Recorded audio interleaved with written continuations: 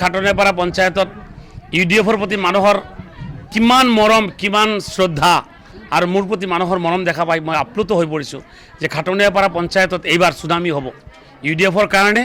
আপোনালোকে চাব পাৰিব কিমান ভোট পায় UDF, এইটো ভাবিব নোৱাৰে আপোনালোকে। যি হওক ভোটটো হৈ থাকিব।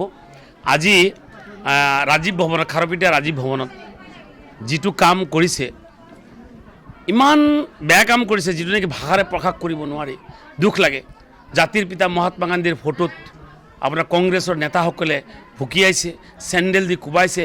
প্ৰয়াত ইন্দিৰা গান্ধী প্ৰাইম মিনিষ্টাৰ, প্ৰাক্তন প্ৰাইম মিনিষ্টাৰ, কংগ্ৰেছৰ ডাঙৰ নেত্ৰী আছিলে, আমাৰ দেশৰ সন্মানীয় ডাঙৰ পদ অলংকৃত কৰিছিলে যে ইন্দিৰা গান্ধী প্ৰাইম মিনিষ্টাৰ, তেখেতৰ ফটোত চেণ্ডেল দি কোবাইছে। দুৰ্ভাগ্যৰ কথা। তেখেতসকলে কংগ্ৰেছ কৰে নকৰে পিছৰ কথা, কিন্তু আমাৰ প্ৰাক্তন প্ৰধানমন্ত্ৰী মনমোহন সিং, প্ৰাক্তন প্ৰধানমন্ত্ৰী ইন্দিৰা গান্ধী আৰু আমাৰ জাতিৰ পিতা মহাত্মা গান্ধীৰ ফটোত যেতিয়া নেকি আপোনাৰ চেণ্ডেলেৰে কোবাইছে, ভৰিৰে মোহাৰিছে, ইয়াতকৈ দুৰ্ভাগ্যজনক কথা হ'ব নোৱাৰে। আমি তীব্ৰ ভাষাৰে সেই কংগ্ৰেছী এই ভণ্ডসকলক মই গৰিহণা জনাইছোঁ, গৰিহণা দিছোঁ। দুৰ্ভাগ্যজনক কথা। আৰু ৰাজীৱ ভৱনত তেখেতৰ ইণ্ডিপেণ্ডেণ্ট নিৰ্দলীয় ভৱন বনাব বুলি কৈছে। ৰাজীৱ ভৱনৰ মাটি চৰকাৰী মাটি, চৰকাৰে ৰাজীৱ ভৱনৰ নামত এলটমেণ্ট দিছে, তাতে কোনো নিৰ্দলীয় ভৱন হিচাপে এলটমেণ্ট দিয়া নাই। তাতে আপোনাৰ মডেল কোড অফ কণ্ডাক্টৰ কথা আছে, নীতিগত কথা আছে।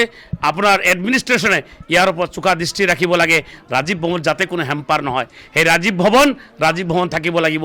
সেই নিৰ্দলীয় ভৱন তেখেতৰ ঘৰত বনোৱাক গৈ তাতে ৰাজীৱ ভৱনত নিৰ্দলীয় ভৱন কোনো পধ্যে হ'ব নোৱাৰে। চাওক, টিকেট নোপোৱাৰ কাৰণে 12জনে দাবী কৰিছিলে, গতিকে টিকেটটো এজনে পাব। আৰু তেখেতসকলে কৈছিলে চৰকাৰ আনিব, চৰকাৰ আনিলেতো এৰাধৰা কৰিব লাগিব, চিট এৰাধৰা কৰিব লাগিব। গতিকে চৰকাৰ যদি আনিব খুজি আছিলে, চিট এৰাধৰা কৰোঁতে ইমান আপোনাৰ গৰম কিয় হ'ব লগা হ'ল? একো নাই, যিসকলে টিকেট বিচাৰে নিজৰ স্বাৰ্থৰ কাৰণে বিচাৰিছিলে।